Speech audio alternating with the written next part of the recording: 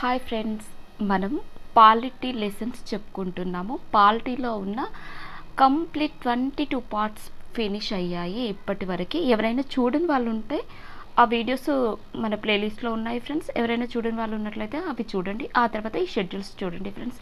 ఇప్పుడు మనము 12 షెడ్యూల్స్ గురించి ఎక్స్ప్లెయిన్ చేసుకుందాం. ఫస్ట్ షెడ్యూల్ వచ్చేసరికి మనకి రాష్ట్రాల యూనియన్ గురించి తెలియజేస్తుంది. రెండవది వచ్చేసరికి మనకి జీతభత్యాల గురించి తెలియజేయడం జరుగుతుంది. మూడవది వచ్చి మనకి ప్రమాణ స్వీకారాల గురించి తెలియజేస్తుంది అనమాట. అయితే నాలుగవ షెడ్యూల్ రాజ్యసభలో సీట్ల కేటాయింపు గురించి తెలియజేయడం జరుగుతుంది. నాలుగవ షెడ్యూల్ దేని గురించి తెలియజేస్తుంది? రాజ్యసభ సీట్ల కేటాయింపు గురించి తెలియజేస్తుంది. అయితే రాష్ట్రసభలో సీట్లు ఏ విధంగా కేటాయిస్తారు అనేది మనము ఏ రాష్ట్రానికి ఎన్ని సీట్లు ఉన్నాయో రాష్ట్రసభలో చూద్దాం ఒకసారి. అరుణాచల్ ప్రదేశ్, మణిపూర్, త్రిపుర, మేఘాలయ, గోవా. ఇవి గుర్తుపెట్టుకోండి ఫ్రెండ్స్. అరుణాచల్ ప్రదేశ్, మణిపూర్, త్రిపుర, మేఘాలయ, గోవా. ఇవన్నిట్లలో లోక్సభలో అయితే 2 సీట్లు, రాజ్యసభలో అయితే ఒక్కొక్క సీటు ఉందన్నమాట. అయితే ఒక చిన్న కోడ్ రాసాను ఫ్రెండ్స్, గుర్తుంచుకోండి. మనకి రాజ్యసభలో ఎన్ని సీట్స్, లోక్సభలో ఎన్ని సీట్స్ అనేవి, ఈ రాష్ట్రాలకి ఎన్ని ఉన్నాయనేది మనం ఈజీగా గుర్తుపెట్టుకోవచ్చు. అరుణ్ మాత్రమే గోవా వెళ్ళాడు. ఎవరు వెళ్ళారంట గోవా? అరుణ్ మాత్రమే గోవా వెళ్ళాడు అనేది గుర్తుపెట్టుకున్నట్లయితే మనకి అరుణాచల్ ప్రదేశ్ మాత్రమే, మణిపూర్, త్రిపుర, మేఘాలయ, గోవా ఇవన్నిటికీ లోక్సభ అయితే మాత్రం 2 సీట్స్, మనకి రాజ్యసభ వచ్చేసరికి మనకి ఒక్కొక్క సీటు కేటాయించడం జరిగిందనమాట. నెక్స్ట్ వచ్చేసి సిక్కిం, నాగాలాండ్, మిజోరాం. సిక్కిం కోడ్ వచ్చేసి సునామీ లాగా పెట్టాను, సునామీ అనమాట. అయితే ఈ సునామీ సిక్కిం, నాగాలాండ్, మిజోరాం ఇవన్నిట్లలో లోక్సభలో, రాజ్యసభలో ఒక్కొక్క సీట్ మాత్రమే ఉందన్నమాట. లోక్సభలో, రాజ్యసభలో ఒక్కొక్క సీట్ మాత్రమే ఉంది. Next 9th one Jharkhand. అంటే కూల్గా ఉన్న ప్లేసెస్ అన్నీ ఒక దగ్గర రాశాను. కూల్గా ఉన్న ప్లేసెస్, జార్ఖండ్ కూల్గానే ఉంటుంది. హిమాచల్ ప్రదేశ్, తర్వాత కేరళ కూల్గా ఉన్న ప్రదేశాలు ఇవి. జార్ఖండ్, హిమాచల్ ప్రదేశ్. జార్ఖండ్లో 5 సీట్లు, లోక్సభలో అయితే 4 సీట్లు, రాజ్యసభలో. హిమాచల్ ప్రదేశ్లో 4 సీట్లు లోక్సభలో, 3 సీట్లు రాజ్యసభలో. మనం ఇట్లా ఈజీగా గుర్తుపెట్టుకోవచ్చు ఫ్రెండ్స్. 5, 4, 4, 3 ఇట్లా ఒకటి తగ్గుతూ వెళ్తుంది చూడండి. జార్ఖండ్లో 5 లోక్సభ సీట్లు అయితే, రాజ్యసభ వచ్చేసరికి 4 సీట్లు. హిమాచల్లో 4 లోక్సభ సీట్లు ఉంటాయి. అదే రాజ్యసభకు వచ్చేసరికి మనకి హిమాచల్లో 3 సీట్లు ఉన్నాయన్నమాట. కియో అదొక చిన్న అట్లా గుర్తుపెట్టుకోండి. కియో అనేది కేరళ, ఒడిశా అనమాట. కేరళ వచ్చేసరికి మనకి 20 లోక్సభ సీట్లు ఉన్నాయి. రాజ్యసభ సీట్లు వచ్చేసరికి 9. అదే ఒడిశా వచ్చేసరికి మనకి 21 లోక్సభ సీట్లు ఉన్నాయి. రాజ్యసభ సీట్లు వచ్చేసరికి 10 అనమాట. అంటే ఇవి మనకి లోక్సభ, రాజ్యసభ తక్కువ నుంచి ఎక్కువకి అట్లా గుర్తుంచుకోవచ్చు అన్నట్లుగా నేను ఇలా రాశాను ఫ్రెండ్స్. కేరళ, ఒడిశా. కేరళ, ఒడిశా. కేరళలోనేమో 2 లోక్సభ సీట్లు, 9 రాజ్యసభ సీట్లు. అదేవిధంగా ఒడిశాలోనేమో మనకి 21 లోక్సభ సీట్లు, 10 రాజ్యసభ సీట్లు ఉన్నాయి. నెక్స్ట్ మనకి ఆంధ్రప్రదేశ్, తెలంగాణ లోక్సభ సీట్లన్నీ, ఆంధ్రప్రదేశ్, తెలంగాణలో రాజ్యసభ సీట్లను చూద్దాం. ఇప్పుడు ఆంధ్రప్రదేశ్, తెలంగాణలో లోక్సభ సీట్లు వచ్చేసరికి మనకి అప్పుడు ఉమ్మడి ఆంధ్రప్రదేశ్గా ఉన్నప్పుడు 42 ఉండే. ఆ తర్వాత డివైడ్ అయింది కదా, తెలంగాణ, ఆంధ్ర డివైడ్ అయిన కానుండి మనకి ఆంధ్రప్రదేశ్కి వచ్చేసరికి 25, మన తెలంగాణకి వచ్చేసరికి 17 సీట్లు అనమాట. నెక్స్ట్ రాజ్యసభ సీట్లు ఉమ్మడిగా ఉన్నప్పుడు 18 ఉంటే, ఇప్పుడు డివైడ్ అయిన తర్వాత ఏపీకి వచ్చేసరికి 11 ఉన్నాయి, మన తెలంగాణకు వచ్చేసరికి 7 ఉన్నాయి. రాజ్యసభ సీట్లు 7 అనమాట. మనకి లోక్సభ సీట్లు వచ్చేసి 17. అదే ఆంధ్రప్రదేశ్కి లోక్సభ సీట్లు 25, మనకి రాజ్యసభ సీట్లు ఆంధ్రప్రదేశ్కి వచ్చేసరికి 11గా ఉన్నాయి. నెక్స్ట్ వెస్ట్ బెంగాల్ లోక్సభ సీట్లు 42, రాజ్యసభ సీట్లు 16 అనమాట. లోక్సభ సీట్లు 42, రాజ్యసభ సీట్లు 16. తమిళనాడు వచ్చేసరికి మనకి 39 లోక్సభ సీట్లు, రాజ్యసభ సీట్లు 18. కర్ణాటక లోక్సభ వచ్చేసరికి 28, రాజ్యసభ వచ్చేసరికి మనకి 12గా ఉన్నాయి. నెక్స్ట్ హర్యానా. హర్యానా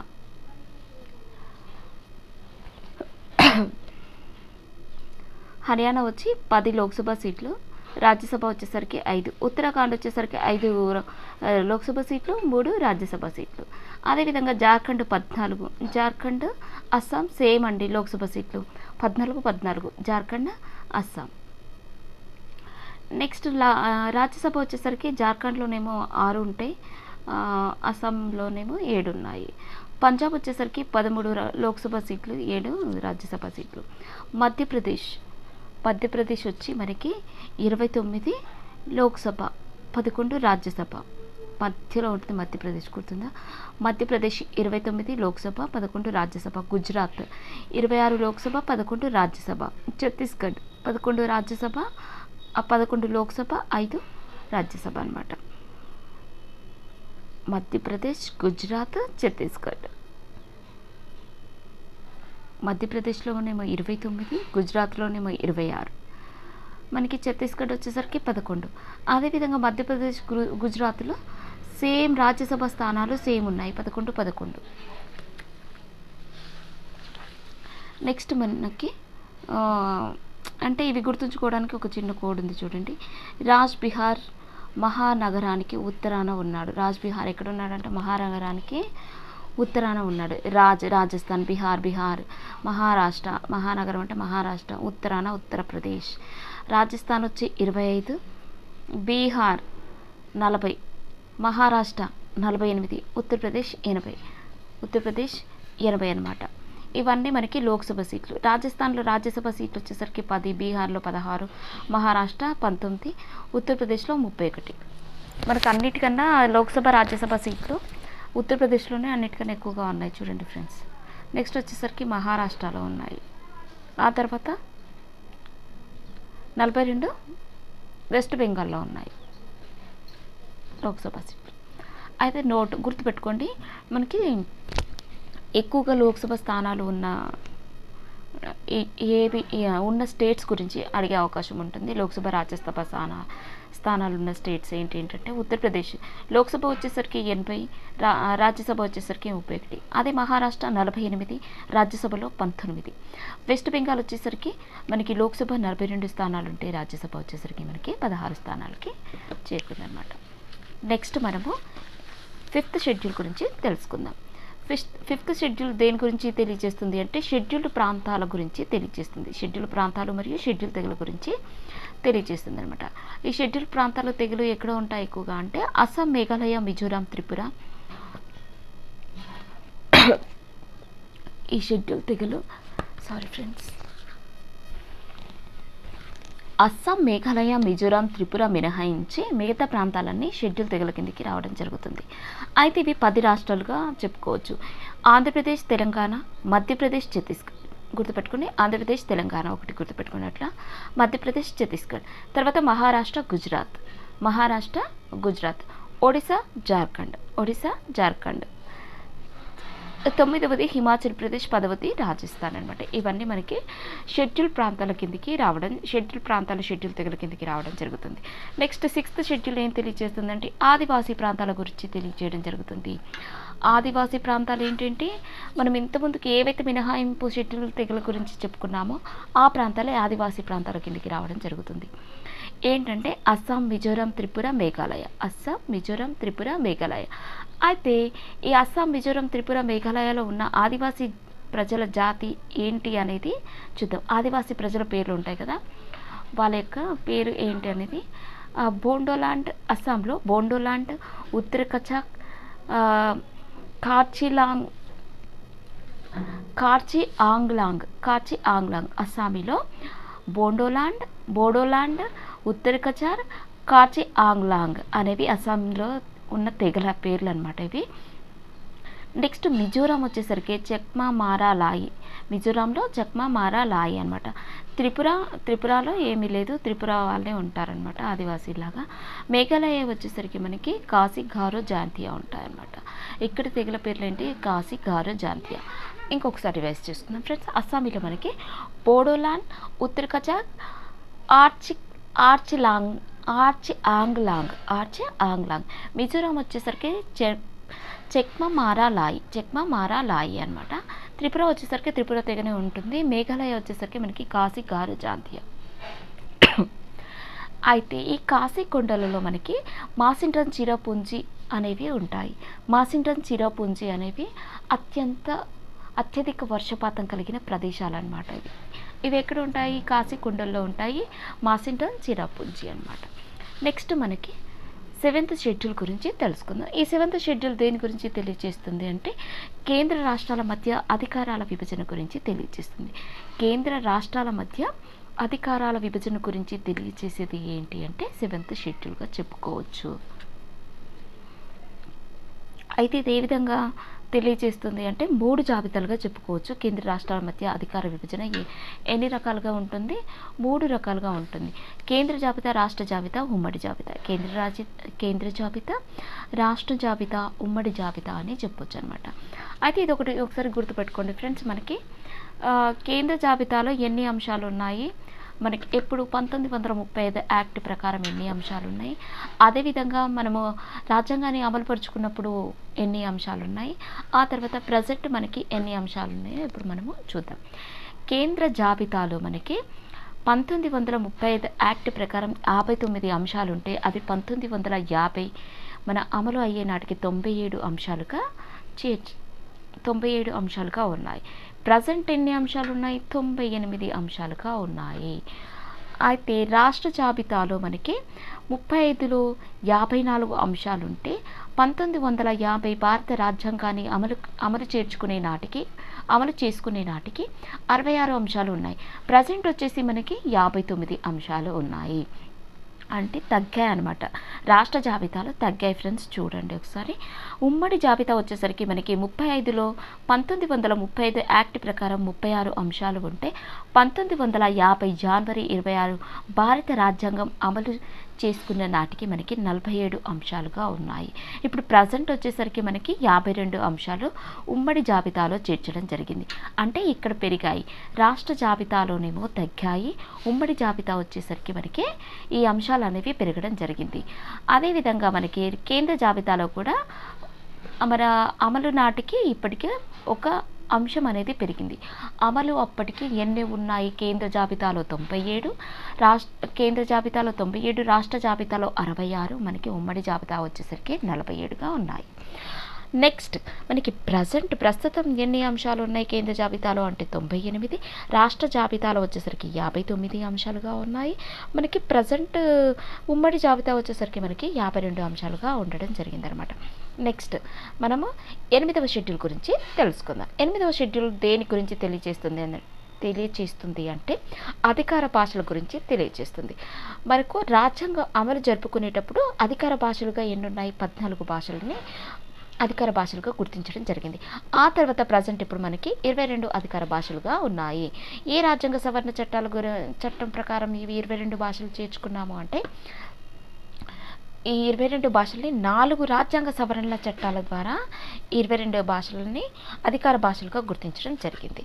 నెక్స్ట్ మనకి 9th షెడ్యూల్ ఏం తెలియజేస్తుంది అంటే భూ సంస్కరణలు జమీందారీ విధానం రద్దు అనమాట. అయితే 9th షెడ్యూల్ని 1వ రాజ్యాంగ సవరణ ద్వారా 1951వ సంవత్సరం జూన్ 18న రాజ్యాంగంలో చేర్చారు. ఈ 9th షెడ్యూల్ని ఎప్పుడు చేర్చారంట? 1వ రాజ్యాంగ సవరణ ఎప్పుడు జరిగింది? 1951లో. ఆ 1951లో చేసిన 1వ సవరణ ప్రకారం జూన్ 18న మనము రాజ్యాంగంలో చేర్చుకోవడం జరిగింది 9th షెడ్యూల్ని. 9th షెడ్యూల్ దేని గురించి తెలియజేస్తుందంటే భూ సంస్కరణలు జమీందారీ విధానం రద్దు గురించి తెలియజేయడం జరుగుతుంది. అయితే ప్రారంభంలో 1950 జనవరి న్యాయ సమీక్ష వర్తించదు.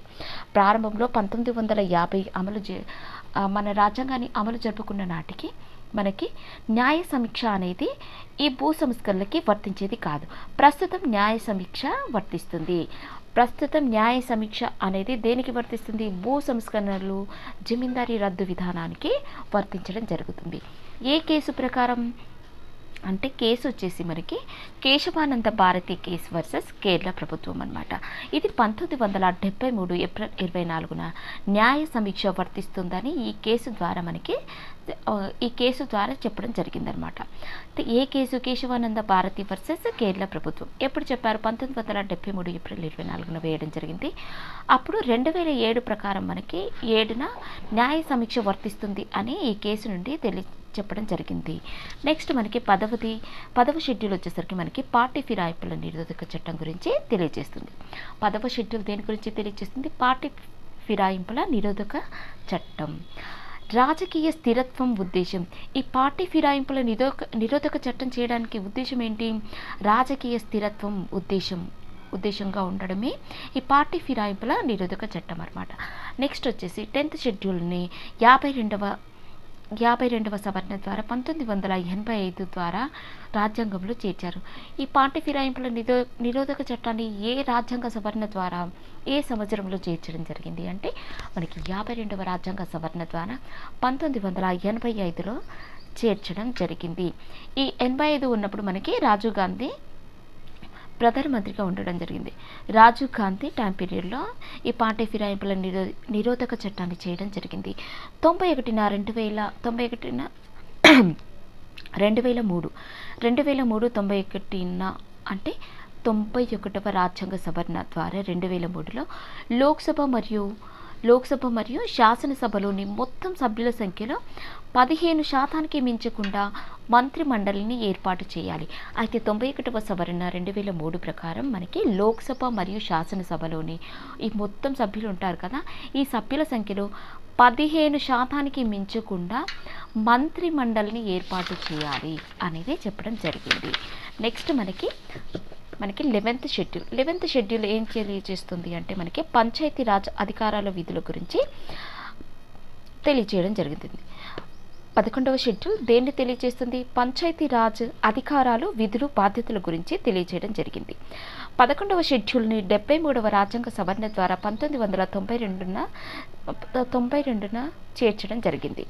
అయితే చట్టం అమలైనది ఎప్పుడు అంటే మనకి 1993 ఏప్రిల్ 24న ఈ చట్టం అనేది అమలవ్వడం జరిగింది.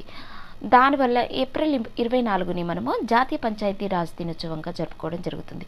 ఎప్పటి నుంచి జాతీయ పంచాయతీరాజ్ దినోత్సవాన్ని జరుపుకుంటున్నామంటే 2011 నుంచి మనము ఈ ఏప్రిల్ 24ని జాతీయ పంచాయతీరాజ్ దినోత్సవంగా జరుపుకోవడం జరుగుతుంది.